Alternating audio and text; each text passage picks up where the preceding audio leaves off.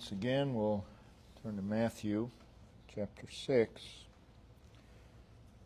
looking at verses 19 through verse 34, which presents a life of dedication. Tonight we want to, as part of this, is a life, we see the necessity of undivided loyalty. Verse 24, no man can serve two masters, for either he will hate the one and love the other, or else he will hold to the one and despise the other. Ye cannot serve God and mammon.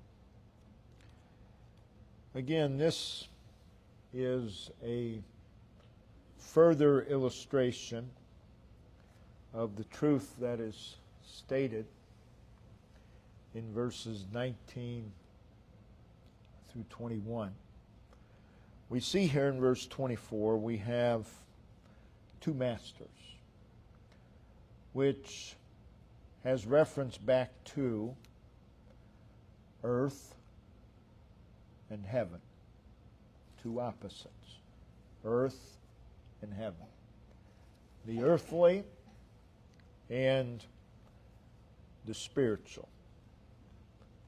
And one or the other is our master.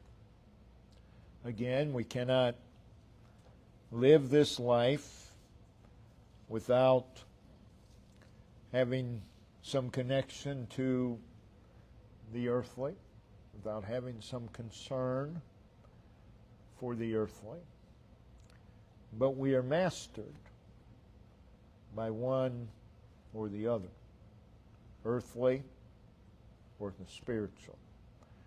A master is that which controls us, that which prevails over us. It is what we are submitted to. Verses 19 through 21 stressed the importance of where we place value. We either place it in the earthly or we place it in the spiritual. Then in verse 22 through and 23, he illustrates that our mind will be occupied with where we place value. Wherever we place the most value, that's where our mind is.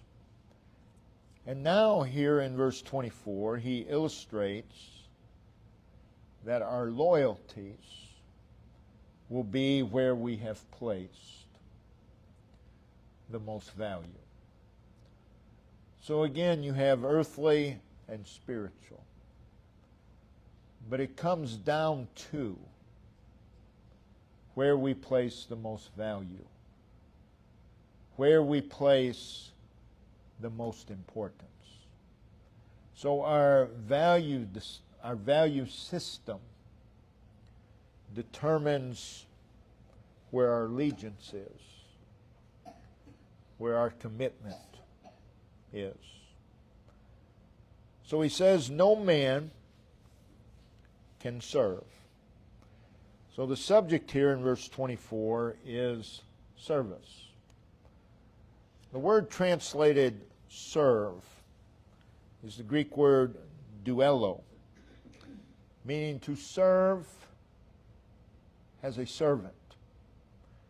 A servant, of course, is one that serves. A servant is one who performs duties for another. In this case, we perform our duties either for the earthly or the spiritual. A servant is one who is of use to another, one who is yielded to another, one who is placed at another's disposal. Now, in the Word of God, there are two sorts of servants mentioned, Old Testament and New Testament. There are hired servants. They, of course, had wages paid to them. And in the Old Testament, we read that there were laws concerning them. They were to be paid without delay at the expiration of their service. They served to be paid. They served to get a return.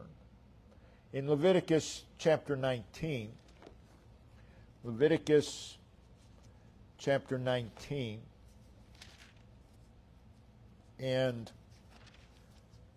verse 13. Thou shalt not defraud thy neighbor, neither rob him. The wages of him that is hired shall not abide with thee all night until the morning. Because back then they were paid by the day. And the employer had no right to withhold wages. They were hired servants. In the book of Deuteronomy, chapter 24, book of Deuteronomy 24, verse 15. At his day thou shalt give him his hire, neither shall the sun go down upon it. For he is poor, and setteth his heart upon it, upon whatever he's agreed to, lest he cry against thee unto the Lord, and it be sin unto thee. So there were these hired servants. Some were hired by the day, as we see in Matthew chapter 20, verse 2. Leviticus 25, verse 53, we see some were hired by the year. But either way, whatever the expiration of the service, at the end of that service, they were hired, or they received a wage. So the hired servant had certain rights. They had privileges. Then there are bondservants, slaves, many different kinds of bondservants, many different circumstances that would cause one to be a bondservant. But a bondservant had no rights of their own. They're completely at the disposal of their owner. Now, you could become a bondservant by birth. You could be born into that situation. Or by purchase. We see that in Genesis 17, verse 27. Genesis 37, verse 36. Thieves who were unable to make restitution were sold as bondservants. Notice in Exodus chapter 22. Exodus 22. And verse 3. If the sun be risen upon him, there shall be blood shed for him, for he should make full restitution. If he have nothing, then he shall be sold for his theft. Becomes a slave to pay off what he stole. Again, these bondservants had no rights. They belonged to their master. Persons who were unable to pay their debts were likely to become a bondservant. Notice in 2 Kings chapter 4, we have an example. 2 Kings 4.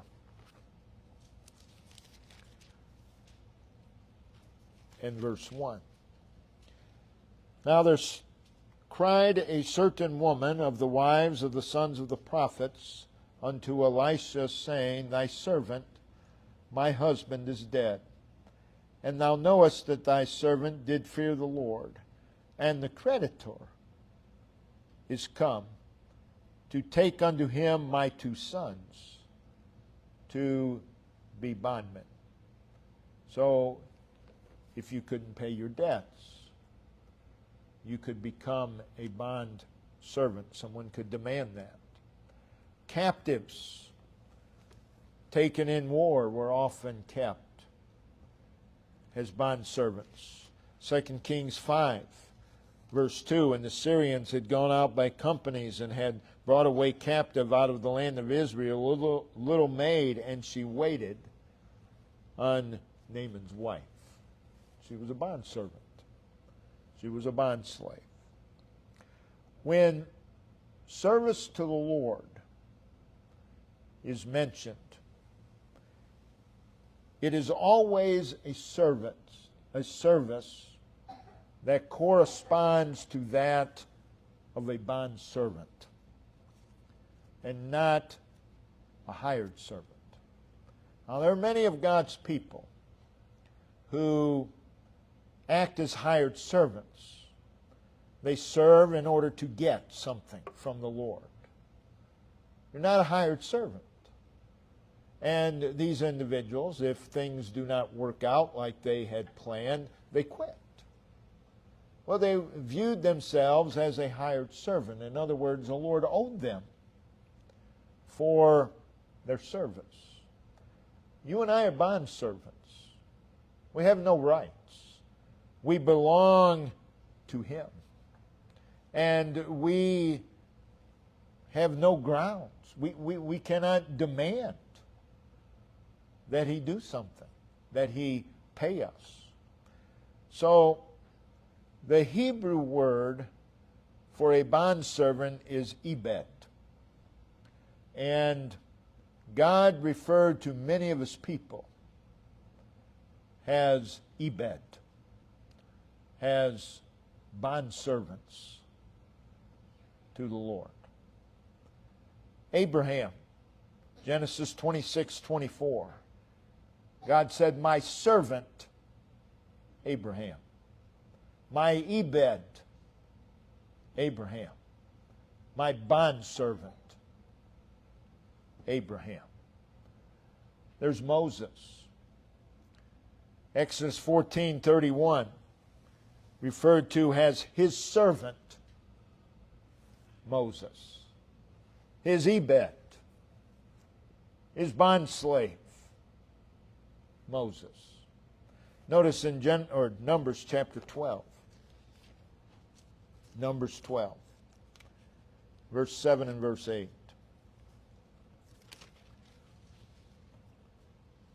My servant Moses. And you see the same thing, the last 3 words of verse 8. My servant Moses. My servant. That's God speaking. He's my servant. He's my ebed. He's my bondslave. Deuteronomy chapter 34. See, the thing about being a bondservant to the Lord, bondservants, of course, were often mistreated by men. But you don't have to worry about that with the Lord. The Lord never mistreats His servants. Verse 5 of Deuteronomy 34, so Moses, the servant of the Lord, the ebed of the Lord. Joshua, chapter 1, verse 1. Moses, the servant of the Lord. Verse 2. Moses, my servant, God speaking. And notice verse 7. Moses, my servant. Verse 13. Moses, the servant of the Lord. Verse 15, Moses, the Lord's servant. And then we won't turn there, but Joshua 12, verse 6, Joshua 13, 8, Joshua 14, 7, Joshua 18, 7, Joshua 22, 2, 4, and 5. It is Moses the servant. Moses the servant. Moses, the Ebed of God. No greater position in all the earth than to be the servant of the Lord. And Moses acknowledged himself as the Lord's bondservant. He said in Numbers 11, in verse 11, thy servant, referring to himself. We ought to be a bondservant of the Lord, belonging completely to Him. Caleb, Numbers 14:24, my servant Caleb. Oh, for God to say that of each one. My servant Caleb. My servant Moses. And on it goes. Joshua 24:29, the servant of the Lord. David, in 2 Samuel 7, verse 5, my servant David. And David recognized himself. Throughout the Psalms, he refers to himself as thy servant. Thy servant. That's what these were there for, to serve God. Job, chapter 1, verse 8, my servant Job. You see the same thing with Elijah in 2 Kings 9. Well, let's turn there. 2 Kings 9. Verse 36.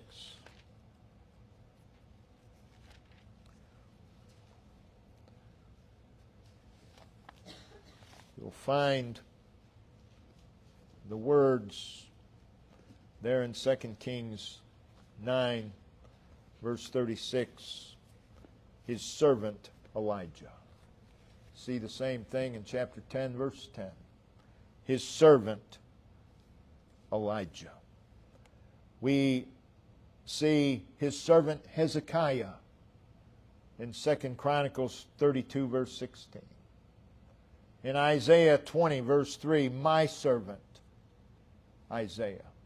Again, in every case, the word servant is referring to a bondservant.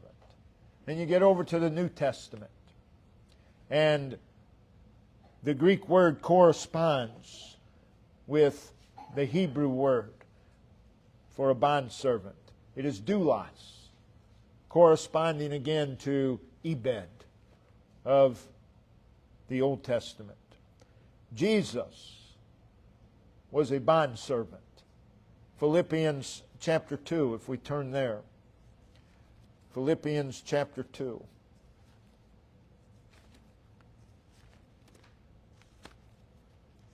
Verse 7.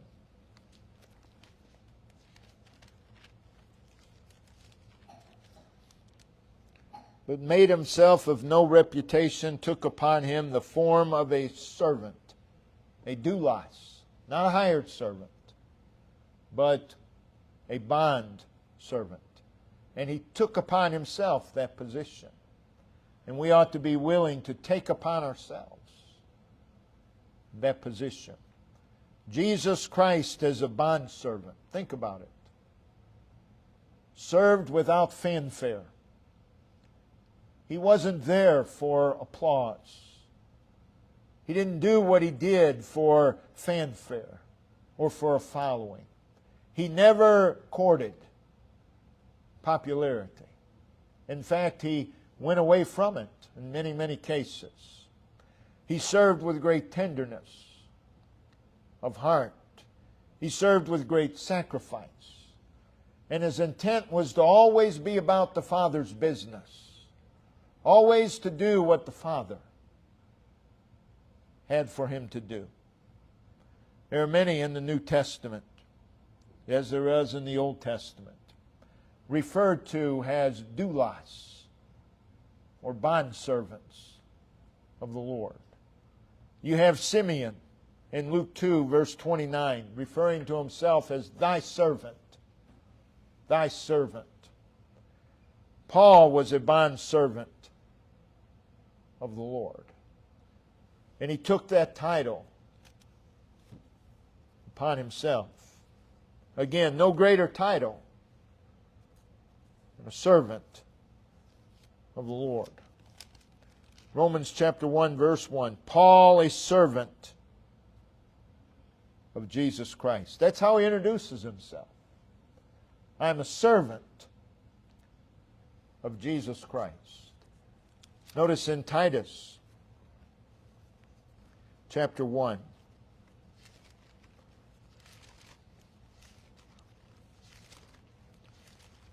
And verse 1. Paul, a servant of God. Again, this is how he introduces himself. I'm a bondservant of Christ. I'm a bondservant of God. James 1, verse 1. James, a servant of God. Peter, 2 Peter 1, verse 1, introduces himself as a servant of Jesus Christ. Jude, in Jude 1, verse 1, Jude, the servant of Jesus Christ. In Revelation 1, verse 1, John is referred to as his servant, John. His servant, John. We ought to desire that position, to be a bondservant of the Lord. Of course, all through Scriptures, there is the command to serve God.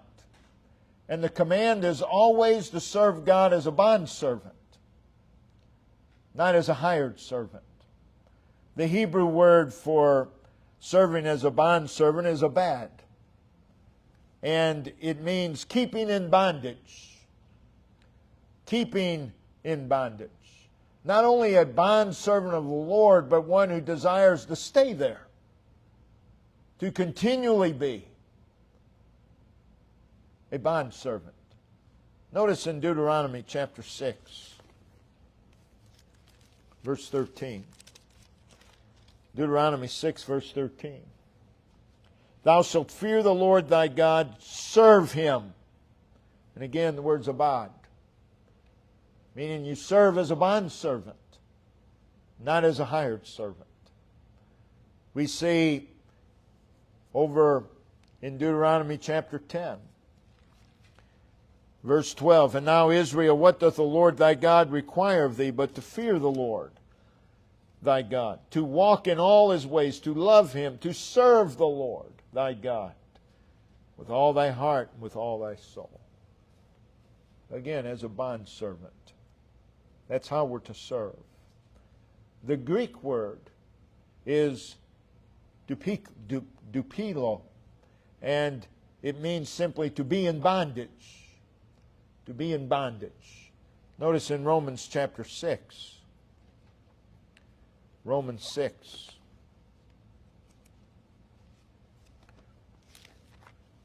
And verse 6.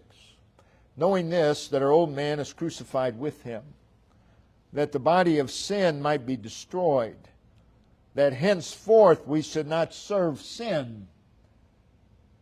We should not be in bondage to sin.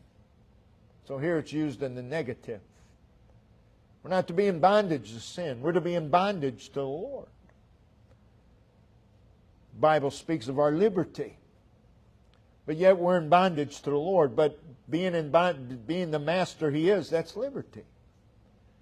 Notice in Romans 7, verse 6.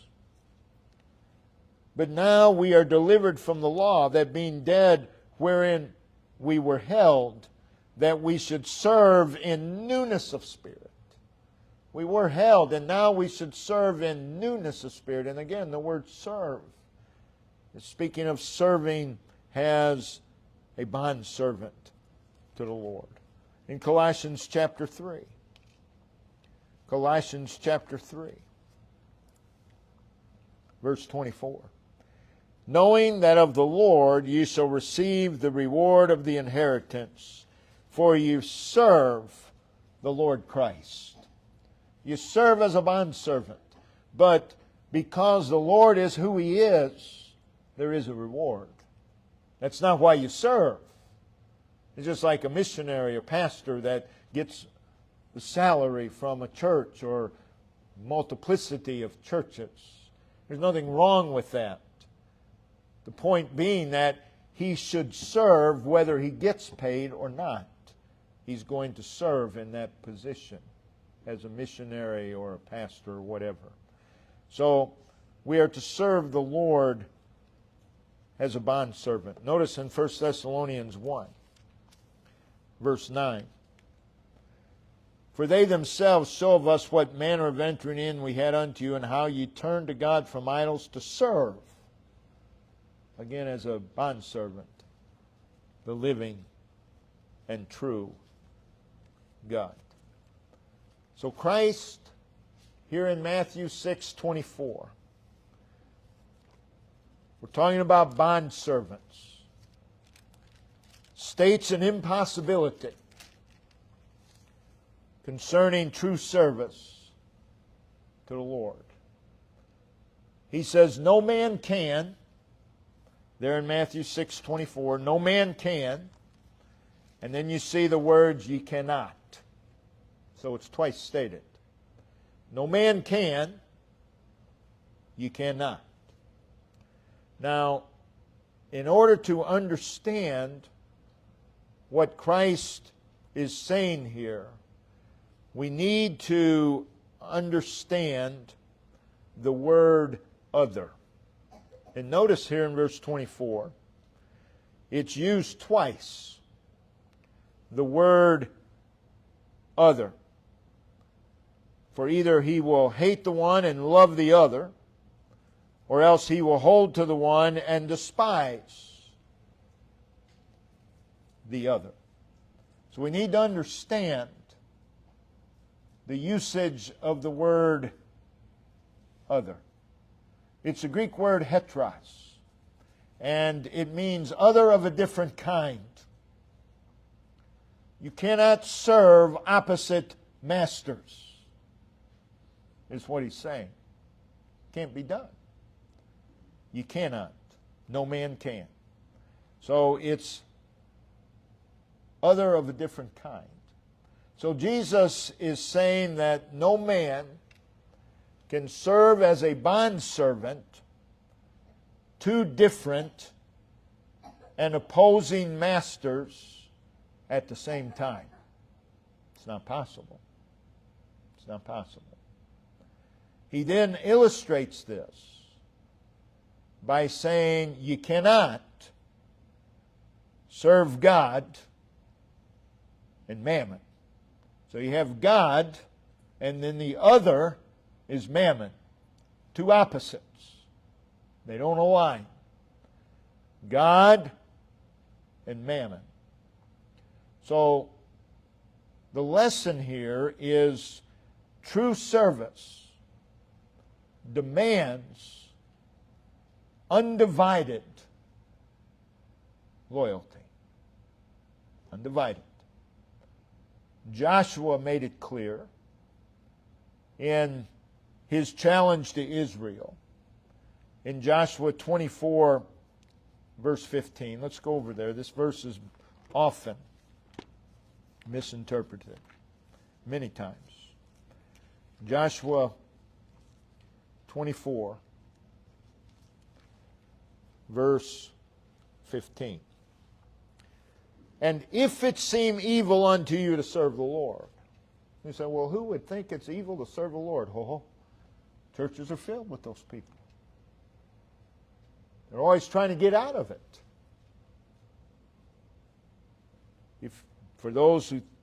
If it seem evil unto you to serve the Lord. So keep in mind who he's speaking to. Those who think it's evil to serve the Lord. Choose ye this day whom ye will serve. You're not going to serve God because you think it's evil to do so.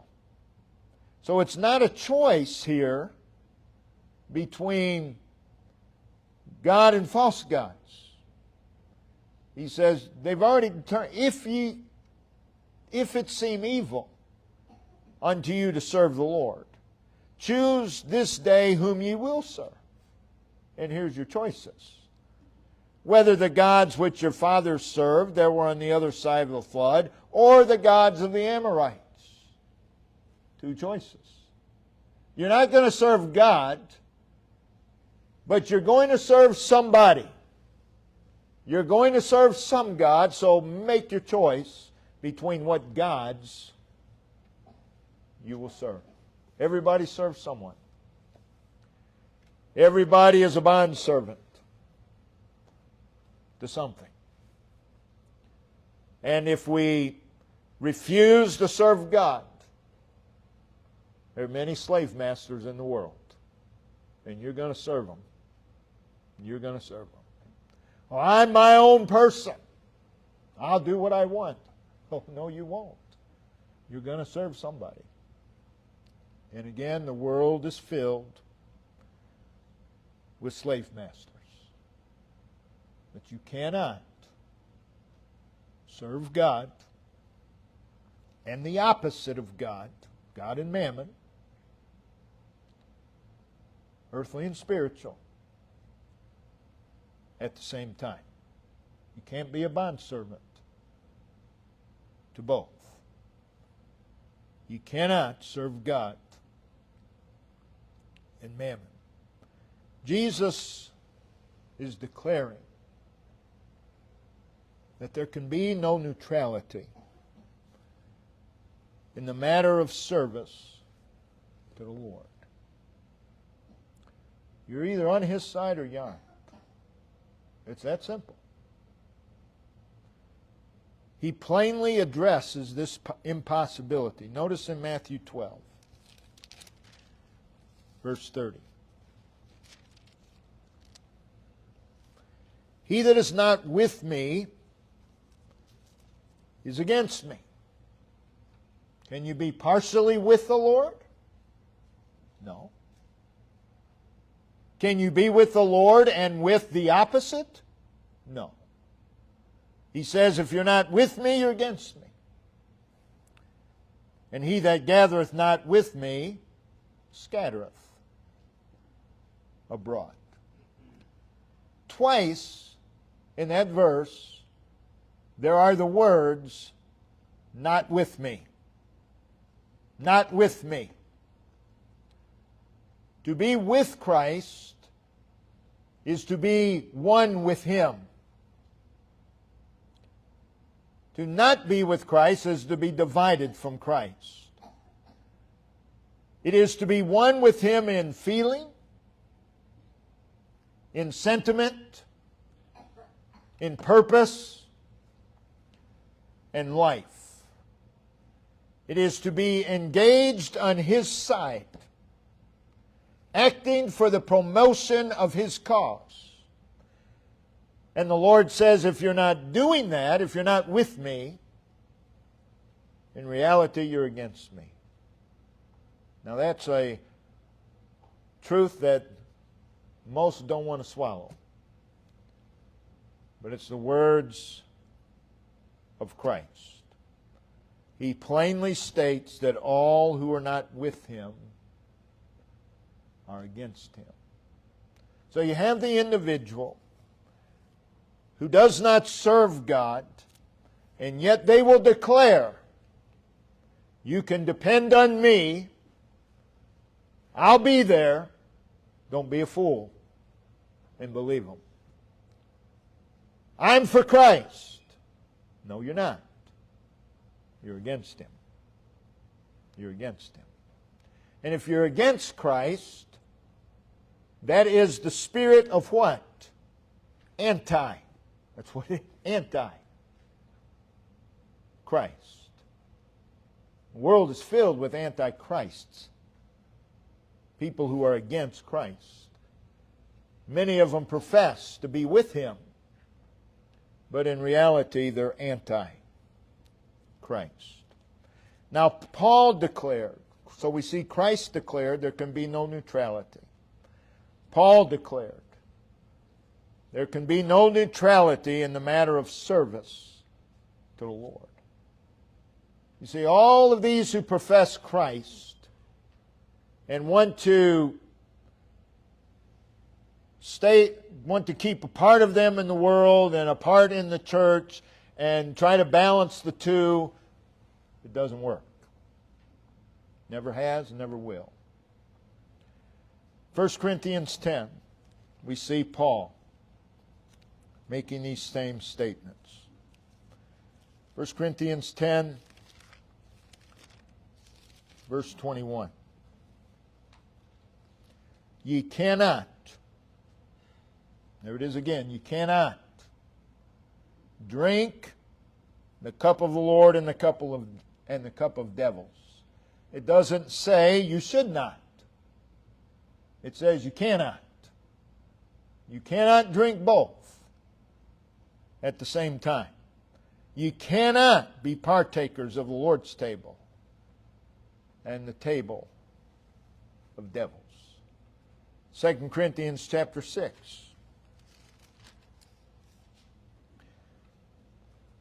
Verse 14 through 16.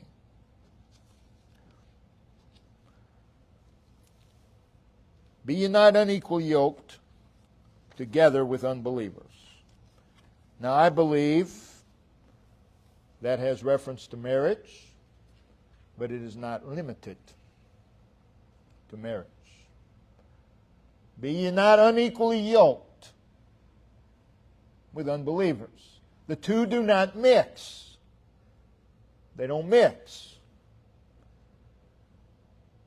For what fellowship hath righteousness with unrighteousness? Again, the word other there in Matthew 6:24. Other of a different kind.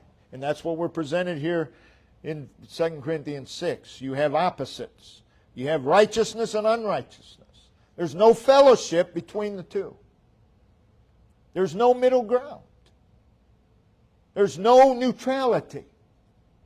He goes on, what communion hath light with darkness? They're opposites. So that's three opposites that he's presented. What concord hath Christ with Belial? That's four. What union is there between Christ and Belial? What part hath he that believeth with an infidel? What agreement hath the temple of God with idols? And then he goes on to say, for ye are the temple of the living God.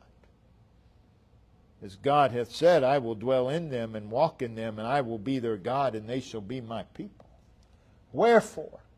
Because of who you are, the temple of God. Come out from among them, and be ye separate, saith the Lord. So, neutrality, there's no place for neutrality in true service to God. We are entirely His. We are bondservants to the Lord. Along these lines, God is to be served with sincerity. Sincerity is not how the word is used today. 1 Corinthians chapter 5, verses 7 and 8. Purge out. That's a key two words there. Purge out. Therefore, the old leaven, that you may be a new lump, as ye are unleavened. For even Christ our Passover is sacrificed for us. Therefore, because Christ is sacrificed for us, let us keep the feast, not with leaven, not with old leaven, neither with the leaven of malice and wickedness, but with the unleavened bread of sincerity and truth. The word sincerity means unmixed. It goes back to what we just read in 2 Corinthians 6. It's unmixed. It's Matthew 6:24. No man can serve two masters. It's unmixed. Purge it out. Purge out what doesn't mix. And serve God in sincerity. And then in closing, notice 2 Corinthians chapter 1. 2 Corinthians 1.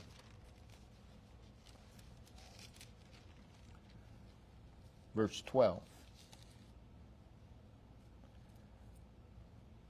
For our rejoicing is this, the testimony of our conscience, that in simplicity and godly sincerity, again, unmixed, not with fleshly wisdom, but by the grace of God, we have had our conversation in the world, and more abundantly to you-ward. And we'll close for the second time. God is to be served with all our heart. We read that in Deuteronomy several times. His statutes are to be kept with all the heart. We are to walk with Him with all of our heart. He is to be trusted with all of our heart. He is to be loved with all of our heart. All of our heart. That phrase is repeated over and over. And it's what Jesus is teaching here in Matthew 6:24. You cannot serve two masters. You can't give all your heart to two different things. That's not all your heart. You can't do it. We're to serve God with all our heart. You can't give it to something that's opposite. You can't give a part of it to something that is opposite. So today, I say today, it's always been since the fall, people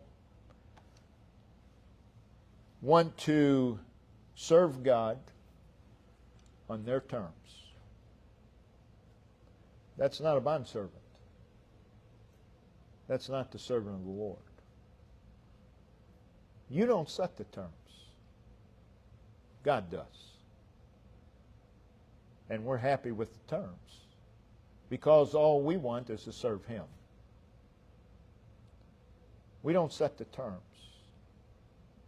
We don't set the conditions. We don't tell God what we will do and what we won't do.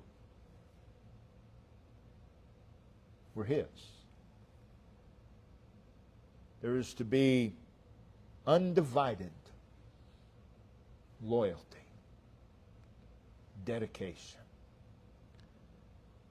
in each of God's people.